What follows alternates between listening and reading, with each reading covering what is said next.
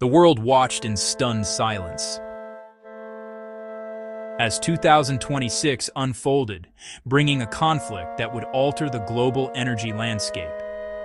The outbreak of the '74 Iran War triggered a chain reaction of devastating consequences, culminating in the worst oil supply disruption in over 50 years.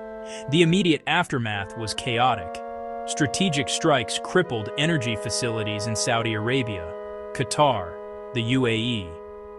This initial shock was compounded when Iran executed its long-feared threat, the complete blockage of the Strait of Hormuz. Suddenly, millions of barrels were effectively trapped, unable to reach markets and sending shockwaves through every major economy.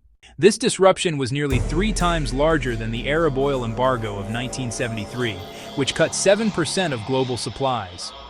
In contrast, the 2026 crisis saw 10 million barrels per day vanish. Financial markets reacted swift and brutal.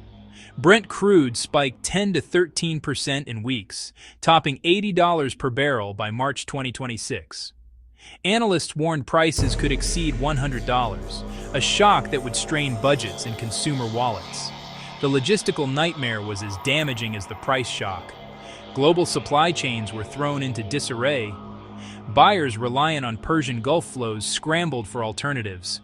Shipments were rerouted around conflict zones at tremendous cost.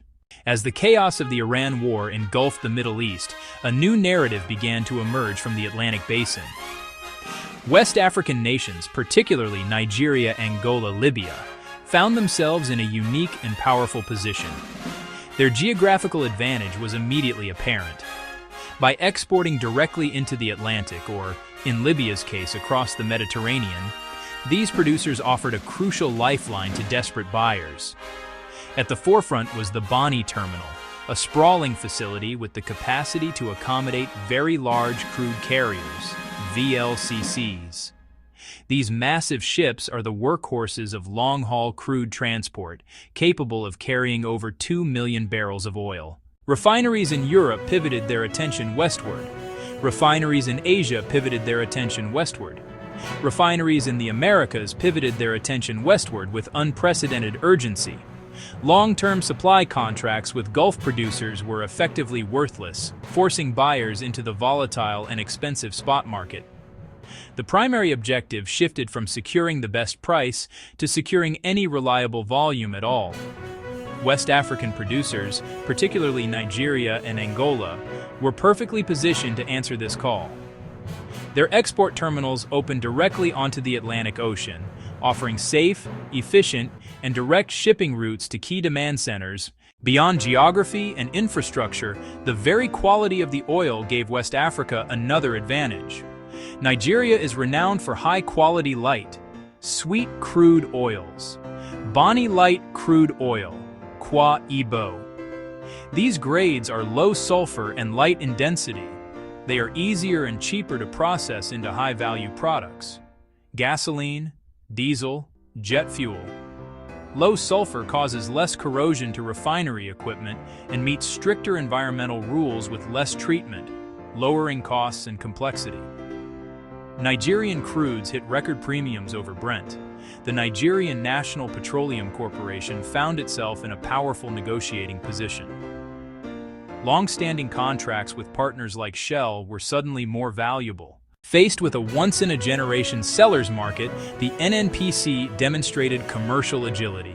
It swiftly adapted its sales strategy to maximize the revenue opportunity. Historically, the NNPC relied heavily on long-term contracts known as term sales. Recognizing this, the NNPC shifted toward the spot market, selling individual cargoes to the highest bidder and capturing peak prices. A tender for 1 million barrels of Bonny Light could attract dozens of bids within hours. Trading desks worked around the clock. London, Geneva, Singapore, Houston. The NNPC's trading arm could pick and choose from premium offers. This shift allowed Nigeria to monetize at the top of the market. Nigeria's strategic gains were fundamentally enabled by superior shipping infrastructure. Massive quantities of crude efficiently loaded onto the world's largest tankers proved decisive. The Trans-Niger pipeline fed several export terminals.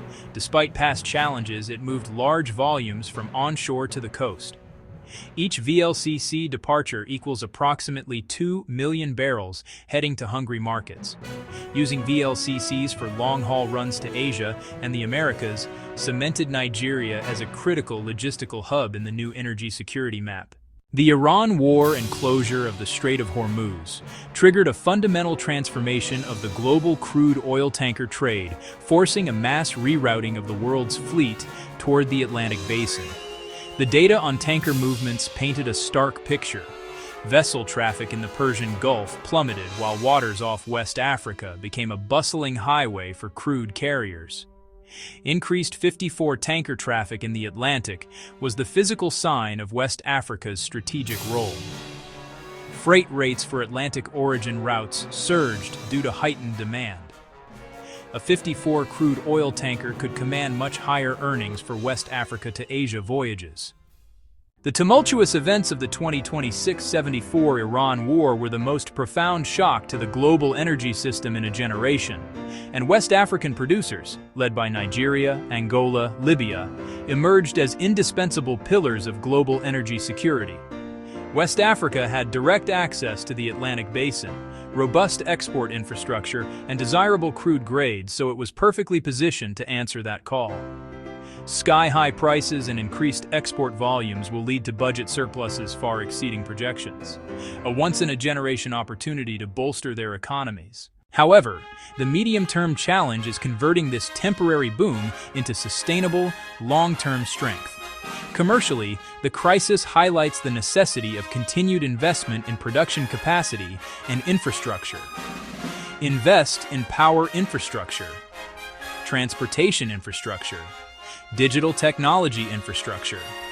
Shore up sovereign wealth funds to cushion against future price volatility. This elevates the Atlantic basin from a secondary supplier to a permanent strategic component of the global energy matrix. Solidify infrastructure. Manage contracts wisely. Invest revenues strategically. Cement West Africa as a lasting, indispensable hub, ensuring newfound prominence endures for decades.